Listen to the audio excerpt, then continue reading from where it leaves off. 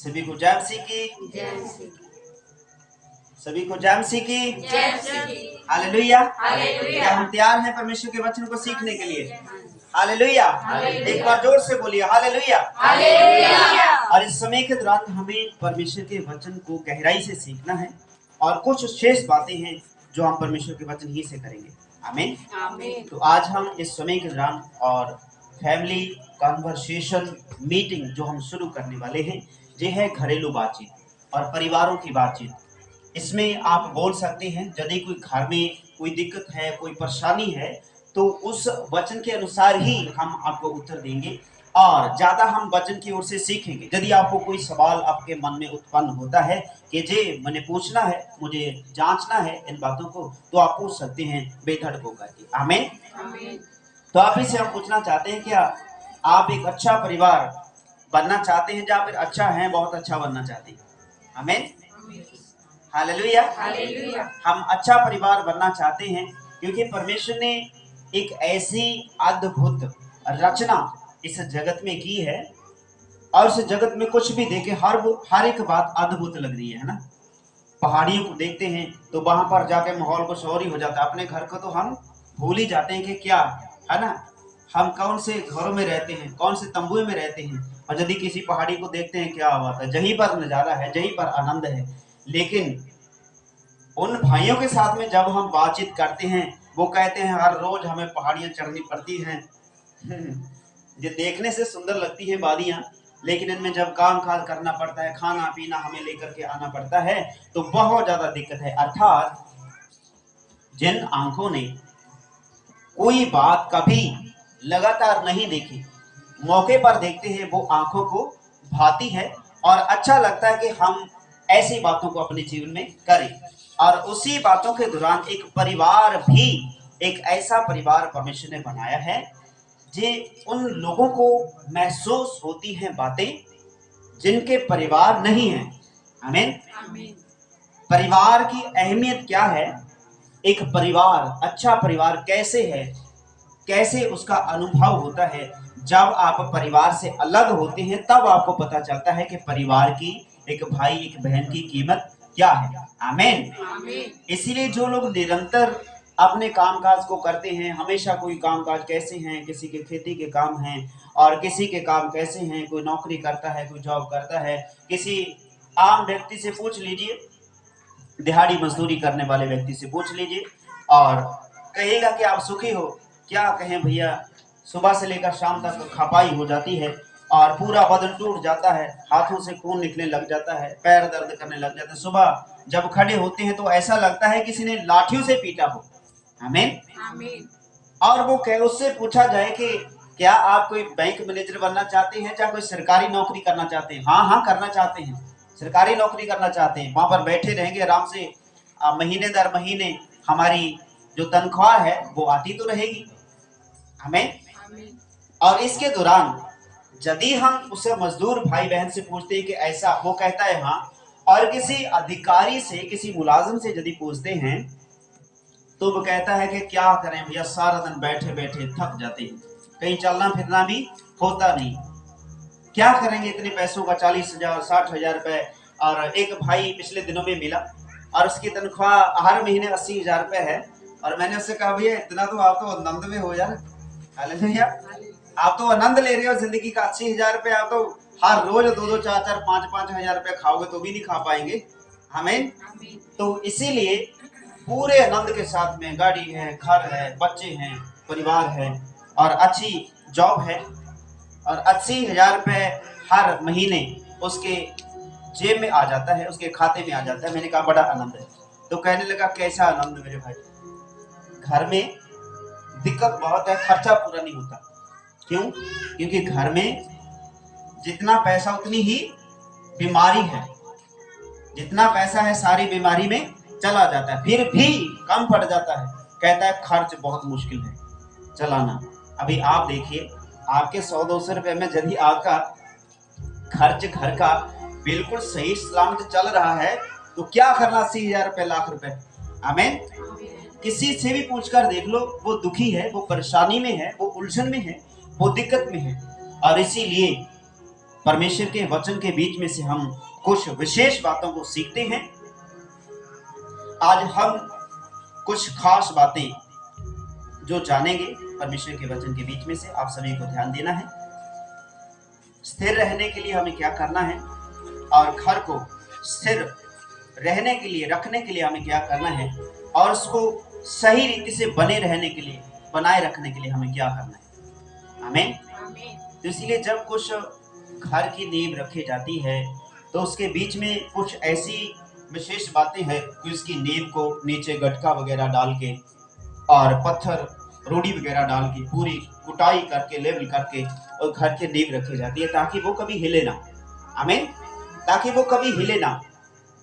जब शुरुआती समय में कोई काम काज मनुष्य करता है तो अपने काम को इस कदर वो करता है कि हर एक कठिन परिस्थितियों में से गुजर के वो आगे निकलता है, ताकि जब कोई काम मुझे कठिन से कठिन करना पड़े तो मैं मुश्किल में ना पड़ूं, मैं आसानी से वो काम कर दूं। जैसे छोटी सी उदाहरण हम आपको देते हैं, सभी गौर से सुनना है इन बातों को। और जब आप स्कूल में पढ़ते हैं, हम सभी पढ़े हैं ना। आमीन। हम सभी पढ़े हैं कि नहीं? पढ़े हैं तो भी, अरे जो पढ़े हैं वो तो हाथ नहीं उठा रहे। हाथ दोनों उठाइए, सभी पढ़े हैं, कोई अनपढ़ नहीं है यहाँ पे। हालेलुया। आमीन। इसीलिए एक छोटी सी बात आपको बताते हैं, और क्योंकि परिवार है, घरेलू बातें हैं। और एक बार हम कहीं पे गए हुए और हमारे साथ कोई मेन अधिकारी थे और उन्होंने किसी भाई से पूछा, और भैया क्या आप पढ़े लिखे हो?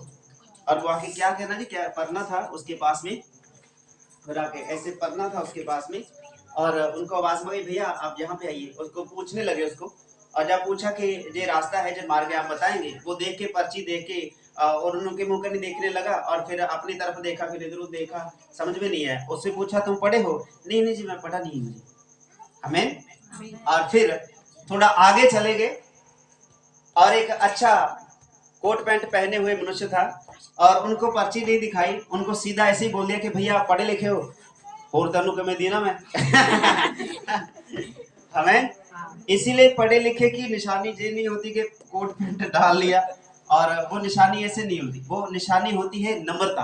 हालेलुया। परमेश्वर दर्शाते हैं, उसका वचन दर्शाता है कि परिवार में नम्रता होनी चाहिए। अगर मनुष्य पढ़ा लिखा भी है, उसमें लियाकत नहीं है तो क्या फायदा। आमीन। अगर अनपढ़ है, उसमें लियाकत है, खूबी है कोई, तो भला मनुष्य है। हालेलुया। आमीन। इसीलिए लियाकत वाली जिंदगी परमेश्वर पसंद करते हैं। ऐसे परिवारों को परमेश्वर पसंद करते हैं जो कहें प्रभु मैं हाजिर हूँ।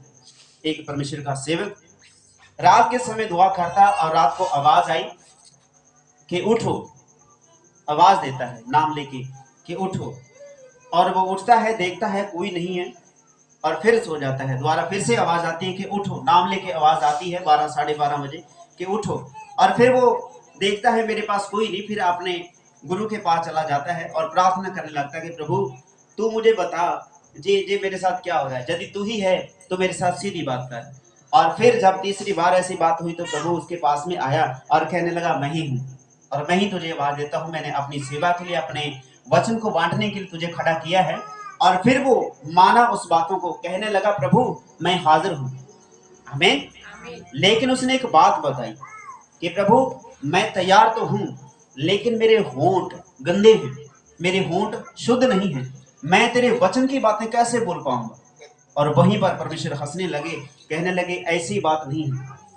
और फिर उसने एक वचन की बातें हैं, और फिर उसने धधकती हुई आग से, पवित्र ज्वाला से, आग से अंगार एक चिमटे से उठा लिए और उसके होंठों पे लगा दिए, और उसके होंठ तुरंत शुद्ध हो गए। और फिर बोलने लगा परमेश्वर की हजूरी में खड़े होकर। और फिर परमेश्वर के वचन बोलता है, तो परमेश्वर को हलीम लोग चाहिए जो कह दे प्रभु मेरे मन में तो ये है, मैं कर नहीं पाऊंगा। हालेलुया। आमीन। सभी हाथ उठाइए। हालेलुया। हालेलुया। तो हलीमी का मतलब क्या है कि अपनी बात को रख दीजिए सामने। अगर कोई कमी है तो बता दीजिए, अगर कोई घटी है तो बता दीजिए, अगर किसी के साथ में कोई गिला शिकवा है तो बता दीजिए। इस रीति से परमेश्वर कहते हैं, परमेश्वर तो उन लोगों को बात करते हैं जो सीधे साधे हैं। आमीन। परमेश्वर का दर्शन कौन लोग देखेंगे? जो मन के सीधे साधे। क्या हम दर्शन देखना चाहते हैं? हालेलुया। परमेश्वर दर्शन देते हैं, वो बातें करते हैं अपने वचन के अनुसार और अपने रूह के वसीले। पिछले समय में अभी कुछ ही दिन गुजरे हैं, नीचे हम प्रार्थना भवन के नीचे प्रार्थना कर रहे थे और सुबह के समय और दो बहनें जहां से नीचे उतरी और कहने लगी आमीन, हालेलुया, जय मसीह। और हमने आंखें खोली, देखा जहां पर कुछ नहीं है लेकिन प्रार्थना चल रही है, हालेलुया। और फिर जब दूसरे तीसरे दिन वो बहनें जहां पर आई तो मैंने उन बहनों को बताया कि जो परमेश्वर है वो ऐसी बातें बोलता है कि आपको यहाँ पर देखा, और उनके मन में सत्य में था कि हम सुबह के समय आकर के प्रार्थना करें, हालेलुया। और ये बातें हैं मन की, हृदय की, जो आप बोलना चाहते हैं वो परमेश्वर बोलते हैं, वो परमेश्वर बात करते हैं, वो दर्शन देते हैं किनको? जो मन के शुद्ध हैं, हलीम हैं। आमीन। तो क्या आप चाहते हैं कि आपका घर घर कहलाए? आमीन। ये वैसे तो स्टडी की बातें हैं, लेकिन कुछ बातें शेष जो हम सीखेंगे लगातार, और आगे भी हम स्टडी को कंटिन्यू रखेंगे ताकि जे वचन हमसे कोई चुरा ना सके, हालेलुया। कि हम जब संगत में आए, वचन को सीखे, तो वो पल्ले पड़ जाए हमारे, और पल्ले इस कदर पड़ जाए कि एक डायरी रखे और उस पर लिख कर रखे। बाइबल दिया गया बार बार पढ़ने के लिए, पवित्र शास्त्र दिया गया बार बार उन बातों को स्मरण करवाने के लिए, ताकि हमें जब भी कोई दिक्कत लगे बार बार हम उन बातों को पढ़ पाएं। आमीन। ये बातें हैं आदमी और औरत के बारे में, एक मनुष्य और स्त्री के बारे में। तो इसीलिए हमें ध्यान देना है। क्या आप चाहते हैं कि आपका परिवार जो घर है वो घर कहलाए? आज घर तो हैं लेकिन घर घर नहीं कहलाते, वो टूटे पड़े हैं। अर्थात ऐसे नहीं कि दीवारें ढह गई हैं, वो टूटे पड़े हैं। आपसदारी में प्रेम नहीं है, आपसदारी में बनती नहीं, कोई खुलकर बात नहीं बता सकते। पिछले दिनों में हमने बताया कि जो हम कोई भी बात, जो इस भवन में रहते हैं, कोई भी बात शिखर दोपहर में चढ़कर ऊपर स्पीकर लगाकर बता सकते हैं कि हम कैसे रहते हैं। आमीन। तो इसीलिए यदि आप कुछ रह सकते हैं ऐसे, तो आप बता सकते हैं कि मैं ऐसा हूं, और यदि कोई ऐसी बात नहीं है तो आप बता नहीं पाएंगे। आमीन।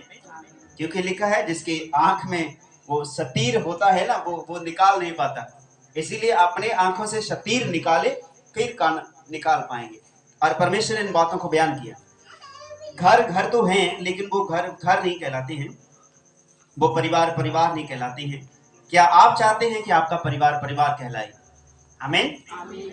तो परिवार की कुछ निशानियां हैं और कुछ शेष बातें हैं जो हम परमेश्वर के वचन से थोड़ा आगे चलकर सीखेंगे, और कुछ बातों को हम अभी बयान करते हैं आपकी समझ के लिए, ताकि आपकी समझ खुल जाए। ये बात है औरत और मनुष्य के बारे में, स्त्री और मनुष्य के बारे में। आमीन। अर्थात एक परिवार के बारे में। आमीन।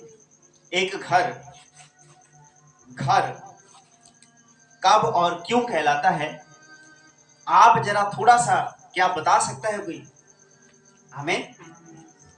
कोई भी छोटी सी बात बोल दीजिए। एक घर घर कब कहलाता है? क्या हम उस मंडी को घर बोल सकते हैं क्या? नहीं बोल सकते ना, तो बोल दीजिए ना, हाँ या नहीं। हालेलुया। आज स्कूल की याद आ रही है सभी को?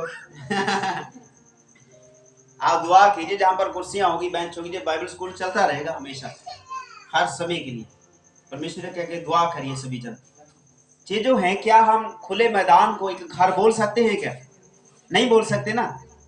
हाँ जी, नहीं। तो ऊंची बोलिए, नहीं। मंडी को घर बोल सकते हैं क्या? नहीं। खुले मैदान को एक घर बोल सकते हैं क्या? नहीं बोल सकते। क्यों? क्योंकि वहां पर कोई घर ही नहीं है। आमीन। वो खुला मैदान है। लेकिन घर, एक घर कब कहलाता है? जब एक रूम बना हो, उसको भी हम घर नहीं कहते। दो कमरे बने हो, उसको भी घर नहीं कह सकते। घर कब कहेंगे? जब एक कमरे के आगे कमरा हो, फिर आगे आंगन हो, फिर हम कहेंगे कि ये घर है। और फिर भी वो घर नहीं कहलाता।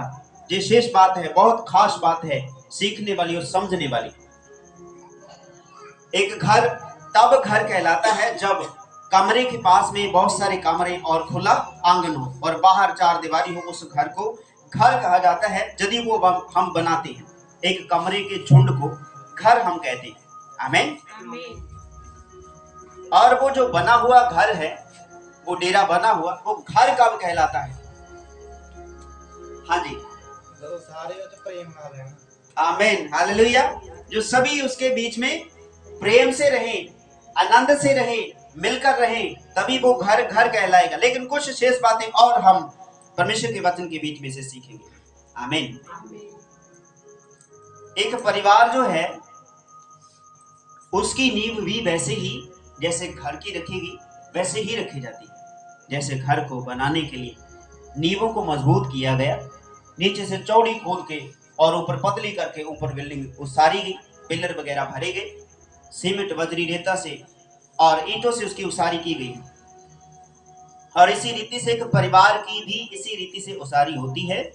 और जहां पर बात करेंगे नींव की, उदाहरण जैसे एक कमरा, वही कमरा घर नहीं कहलाता, वो कई सारे कमरे जब डालते हैं वो घर कहलाता है। इसी रीति से जब एक घर में एक मनुष्य रहता है या फिर एक स्त्री रहती है, तो वो भी एक घर नहीं कहलाता है। कब कहलाता है? जब वो दोनों मिलके रहते हैं। और कई बार हमें कुछ बातें विशेष करके याद आती हैं, इधर उधर जब जाते हैं तो घर में रहते तो हैं। एक हमारे प्रिय भाई और टंडोली कला में, और वहां पर एक अकेला ही व्यक्ति रह रहा है बहुत समय से। कमरा है, घर है, लेकिन वो घर घर नहीं कहलाता क्योंकि वो अकेला ही रहता है। कुछ दिक्कत है, परेशानी है, क्या दिक्कत क्या परेशानी है वो परमेश्वर या फिर वो व्यक्ति ही जानता है। घर को बांधा गया और फिर टूट गया, घर को बांधा गया फिर टूट गया, लेकिन वो रहा नहीं। हमें क्योंकि वहां पर एक ही व्यक्ति रहता है, एक ही व्यक्ति रहने से घर घर नहीं कहलाता। या फिर एक ही स्त्री घर में रहे पूरे मकान में, वो भी घर नहीं कहलाता। एक परिवार किसी एक स्त्री के घर में रहने से घर नहीं कहलाता। इसी तरह किसी एक पुरुष के घर में रहने से परिवार परिवार नहीं कहलाता। आमीन। और वो कुछ विशेष बातें हैं। सही रीति से जब हम देखते हैं कि एक परिवार की जो पहचान है वो दो जनों को एक साथ रहने से होती है। आमीन। एक परिवार की पहचान दो जनों को एक साथ में रहने से होती है। जो हमारे प्रिय भाई ने बताया कि यदि सभी जन घर में प्रेम से रहें, एक साथ मिलकर रहें, तो वो घर घर कहलाता है, परिवार परिवार कहलाता है। लेकिन इस परिवार को परिवार कहलाने से वहां पर पहले नींव रखी गई और फिर उसके बाद में जो बाकी सारी बातें उत्पन्न हो गई हैं। हालेलुया। आप समझ रहे हैं सारे? पक्की गल है। आमीन।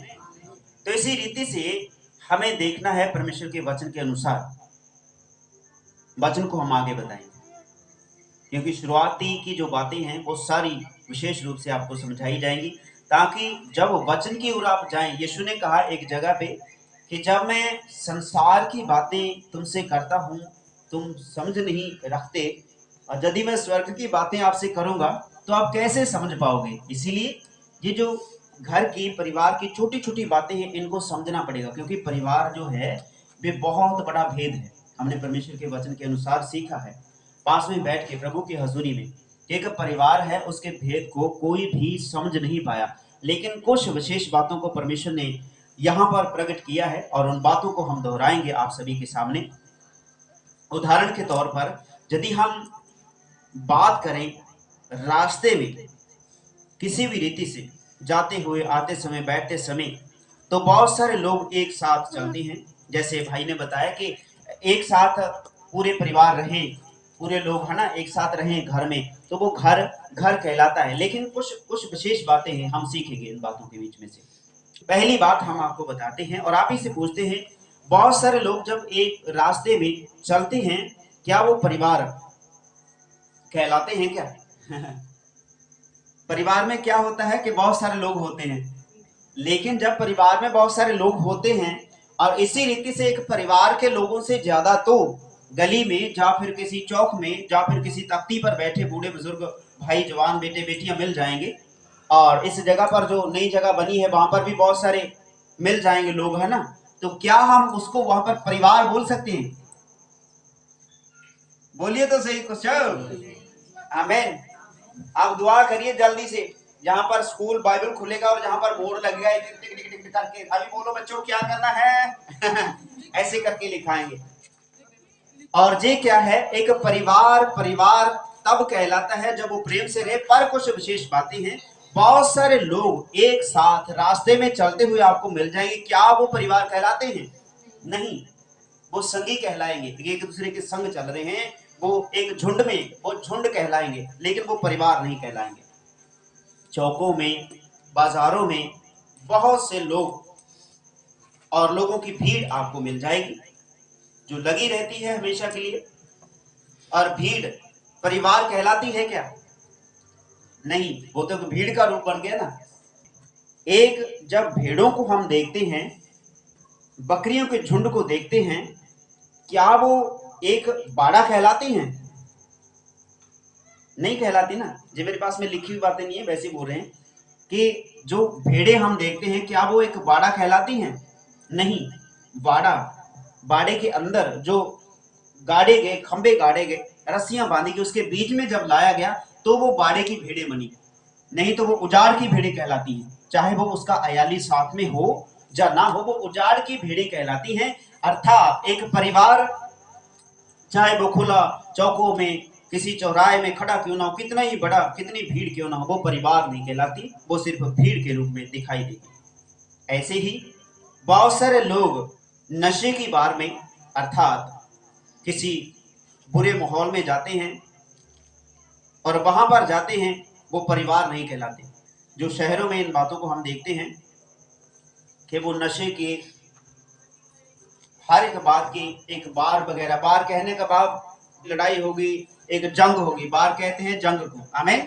और वहां पर एक बार लगी होती है कि दारू की बोतलें बहुत सारी रखी होती हैं और लोग खुले पीते हैं, नशा करते हैं और जुए की मान लो लत लोग अपने जीवन में लगाए फिरते हैं और बहुत सारी ऐसी बातों को देखते हैं। क्या वहां पर बहुत सारे लोग इकट्ठे नहीं होते? क्या वहां पर इकट्ठे होते हैं, लेकिन वो परिवार नहीं कहलाते। वो इकट्ठे हुए लोग परिवार नहीं कहलाते हैं। आमीन। तो इसीलिए हमें सीखने की जरूरत है। ऐसे ही जो चौथी बात अभी सीखते हैं, कामकाज करते वक्त भी बहुत सारे लोग एक साथ रहते हैं, एक साथ वो खाना खाते हैं, एक साथ पीते हैं, एक साथ ही आराम करते हैं, फिर एक साथ छुट्टी करके चले जाते। क्या वो काम पर एक परिवार कहलाते हैं? क्या नहीं कहलाते। हम बोल सकते हैं कि हम एक ही परिवार हैं, एक ही झुंड हैं, लेकिन वो परिवार नहीं। परिवार की बातें कुछ विशेष हैं जो परमेश्वर ने एक अलग रीति से रची है। ये एक बहुत बड़ा भेद है, हम किसी को भी अपने परिवार में ले नहीं सकते। एक छोटी सी बात उदाहरण हम आपको देना चाहते हैं, वचन के बीच में से है, बिब्लिकल जो है बातें हम आपको बताते हैं। आउट ऑफ बाइबल हम कोई भी बात आपको नहीं बता रहे हैं। जब यीशु प्रचार कर रहे थे तो ना तो उसकी माता उसके पास में थी, ना उसका भाई उसके पास में था, ना ही उसका पिता यूसुफ उसके पास में था, ना ही उसकी बहन मरियम, मार्था, कोई भी उसके साथ में नहीं था। लेकिन जब वो प्रचार कर रहा तो भीड़ के पीछे से दूर से आकर किसी और व्यक्ति को भेज दिया कि जाओ यीशु को कह दो कि तेरे माता और तेरे भाई, तेरे बहन तुझे मिलने आए हैं और वो आ जाएंगे हमें मिलने के लिए। और देखिए जो माता पिता हैं और वो अपने बच्चे से मिलने के लिए तड़फते हैं कि मैं अपने बच्चे को मिलूं, लेकिन वहां पर क्या, वो बाहर दूर खड़े हो गए और कहने लगे बेटे को बुला के लेके आओ हमारे पास में, हमारे भाई को बुला के लेकर के आओ। और इसी तरह यीशु मसीह तब क्या कहते हैं कि ये देखो, और पहले उसने ये कहा कि कौन मेरे माता, कौन मेरे भाई, ये देखो मेरे भाई और मेरे बहन और मेरे माता जो मेरे पिता की इच्छा को पूरी करते हैं। आमीन। तो इसीलिए परिवार एक वो है जो अपने पिता की इच्छा को पूरा करता है, अर्थात पिता ने, परमेश्वर ने जो बनाया है उस झुंड को, उस परिवार को हम परिवार कहते हैं। यदि वो किसी बात से चूक गया तो वो परिवार नहीं कहलाता। इसीलिए तो वचन इन बातों को बयान करता है कि यदि कोई जरूरी, कोई बज, कोई ऐब किसी मनुष्य के अंदर में होगा तो परमेश्वर के राज्य में दाखिल नहीं कर पाएगा वो। इसीलिए तो परमेश्वर ने अपने सेवकों को रखा, और एक धनी मनुष्य और दूसरा लाजर गरीब, और उन दोनों के बीच में बहुत सारा अंतर था। एक तो अच्छे सुंदर सुहावने कपड़े पहनता था और दूसरा फटे हाल अपने जीवन को जीता था। एक अपने मेज पर बहुत सारे खानों को परोस कर खाता था, एक चम्मच इससे लगा लिया, एक बुर्की इससे लगा ली, एक उससे लगा ली, मान लो पूरी कौली कोई भी खाई नहीं और पेट भर गया। आमीन। अगर 2 रोटियां रखी हैं और 2 गुलाब जामुन पड़ी हैं, 2 लड्डू पड़े हैं, जलेबी पड़ी हैं, केले पड़े हैं, अंगूर पड़े हैं, संतरे पड़े हैं, सभी से एक एक फाड़ी, एक एक हिस्सा उसने लिया, छोटा छोटा अंश लिया और पूरा समाप्त नहीं हुआ, पेट भर गया, तृप्त हो गया, बाकी सारा बच गया।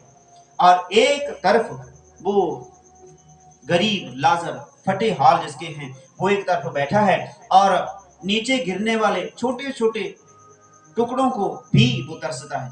और वचन बयान करता है कि वो नीचे गिरे हुए पूरे चूरों से अपना पेट भरने की कोशिश करता था, लेकिन वो पेट नहीं भर पाता था। वहां पर क्या था? एक अंतर था। वहां पर परिवार नहीं था, वहां पर एक मनुष्य जो अपनी अमीरी को दर्शाता है, और वहां पर कुछ ऐसी बातें उत्पन्न हो गई कि जो परमेश्वर के सामने हलीम था।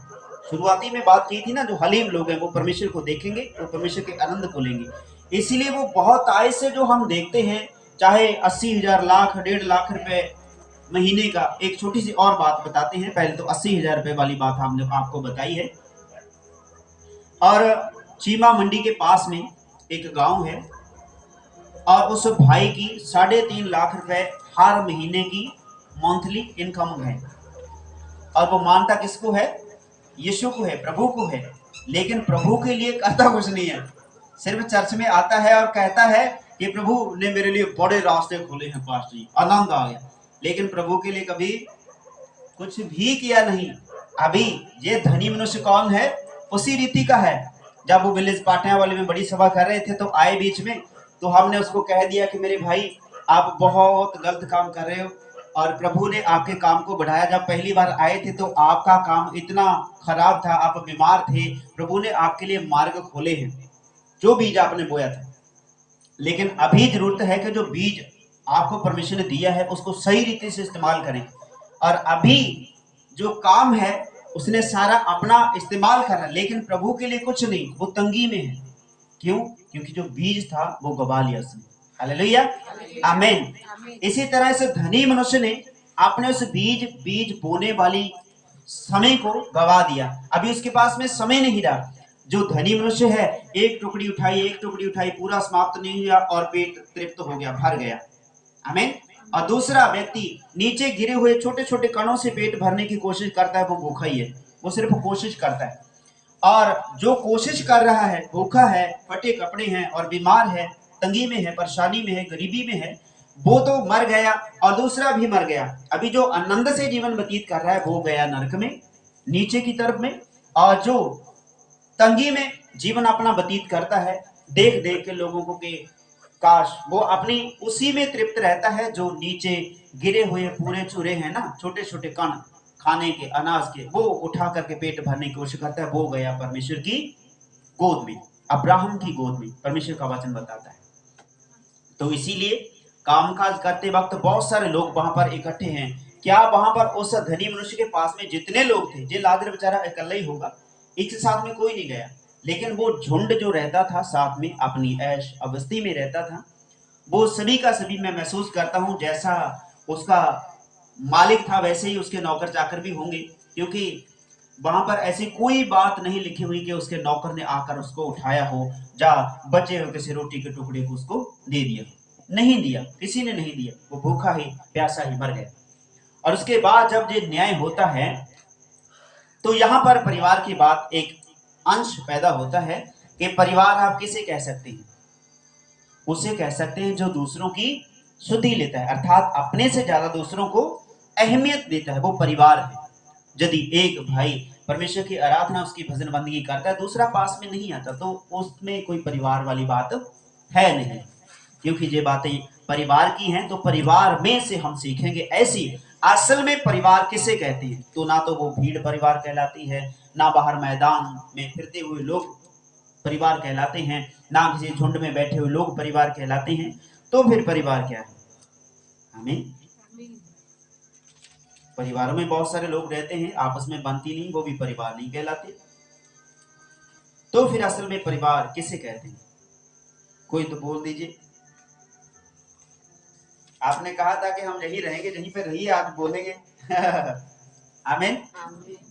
असल में परिवार क्या है? कौन है परिवार की शुरुआत? कहां पर है नींव उसकी? क्योंकि जो वचन की बातें हैं, आज जगत पता क्या है? वचन में लिखा है कि खरी शिक्षा से लोग भाग जाएंगे। जो जगत है ना, आज चर्चों में कहीं पे भी जो खरी शिक्षा है उसको यदि बांटा जाता है तो लोग भाग जाते हैं। लेकिन हमने ऐसा ना तो पहले किया, ना ही अब करने वाले, क्योंकि खरी शिक्षा चलती आ रही है, खरी ही चलती रहेगी जैसे हम चलते हैं। अभी जो परमेश्वर ने प्रकाश दिया वो आप सभी को बांट रहे हैं, क्योंकि हम किसी भी भोजन को मान लो खराब नहीं होने देते हैं। कोई रोटी पड़ी है तो उसको दूसरे दिन गर्म करके खा लेंगे, तीसरा दिन नहीं होने देंगे। आमीन। इसीलिए परमेश्वर का वचन भी ऐसा है, यदि इसको छोड़ दिया तो ये खराब हो जाएगा, अपना स्वाद खो देगा, फिर किसी के जीवन में कार्य नहीं करेगा, क्योंकि वो वचन जो है समय है, वो समय से चूक जाएगा। आमीन। तो असल में परिवार क्या है? असल में परिवार किसे कहते हैं? कोई तो बोल दीजिए, कोई छोटी बात बोल दीजिए। इसीलिए जो वचन है वो जब अंदर जाता है, कई बार ना आज सुबह भी और कल भी, पिछले कई दिनों से हम प्रभु की हजूरी में लगातार बैठे और नीचे में बातें प्रभु की हजूरी से पाई, इतना लोट फोट होके हंसा, किसी को नहीं पता। कल ही इतना ज्यादा हंसा, मैं क्या प्रभु जी कैसी बातें आपने, कैसे भेद खोले हैं कि मेरे लिखने से, मेरे समझ से बाहर होती जा रही है बातें। प्रभु मैं कैसे लिखूं? इतना हंसा, नीचे लोट पोट हुआ, क्या हुआ किसी को नहीं पता। जब तक जे आते तब तक मैं बिल्कुल ठीक ठाक आंखें की पूछ के बिल्कुल ठीक ठाक बैठा होता। आमीन। इसीलिए प्रभु का जो आनंद है वो भेद खोलता है। इसीलिए जो आप जहां पर बैठे हैं, चाहे आप जहां पर हो ना हो, हमारे परिवारों से पहले भी बात की है कि जब हम जहां पर अकेले भी बात करते हैं तो ऐसा नहीं सोचते कि जहां पर अकेले हैं, हम हजारों फरिश्तों को जहां पर खड़े और बैठे देखते हैं और उनके सामने खड़े होकर जहां पर प्रचार करते हैं। कभी लगा आपको? कभी हमें जो पिछले समय में कोई वीडियो आपने देखी है, कभी लगा कि जहां पर कोई नहीं है? हमें कभी नहीं लगा, क्योंकि परमेश्वर का अनुग्रह रहता है, उसी के सामने उसकी उपस्थिति में खड़े होके इन बातों को बोला जाता है। हालेलुया। आमीन। तो असल में परिवार किसे कहते हैं? और इसका उत्तर हम आपको देते हैं थोड़ा थोड़ा आगे करके, और फिर वचन की ओर जाएंगे। वचन ही हमें तुरंत आजाद करें, क्योंकि ये जगत की बातें हैं, इन बातों को यदि आप ग्रहण करेंगे तो वचन की बातों को समझ पाएंगे। एक परिवार जो है असल में बहुत लोगों के एक साथ रहने से परिवार नहीं है, सिर्फ दो जनों के एक साथ रहने से परिवार बनता है। जो तो आप सभी को पता था, बोलते ही नहीं आपने। आमीन। हालेलुया। दो जनों के एक साथ रहने से, प्रभु यीशु मसीह ने क्या कहा मत्ती की इंजील में कि जहां दो जने एक मन होकर कुछ मांगेंगे मैं उनके लिए वही कर दूंगा। तो बात परिवार की है। परिवार बहुत सारे लोगों से बनता है, बहुत सारे लोग बाद में आते हैं। पहले बीज, पहले आया एक, और फिर एक से ही दूसरा निकाला गया, फिर परमेश्वर ने कहा कि ये एक है। आमीन। ये भेद की बातें हैं, आगे चलकर ये पूरा भेद खुलेगा। आपकी जो आंखें हैं वो खुल जाएंगी, बुद्धि खुल जाएगी आपकी कि वाकई ये वचन ऐसे हैं, और एक नई रोशनी पाएंगे। आपको समय का, वचन का और इतना ध्यान रहेगा कि हमें ये समय गवाना नहीं है। सभी लोग यहीं पे हैं आज? हाँ, वेरी गुड। ताली मार दी गुरत्यान दिली। मार दो जोर दी। हालेलुया। इसी दौरान हम जब परमेश्वर की हजूरी में आते तो परमेश्वर ढूंढता है कि कोई है क्या, कोई परिवार का हिस्सा बनना चाहता है क्या?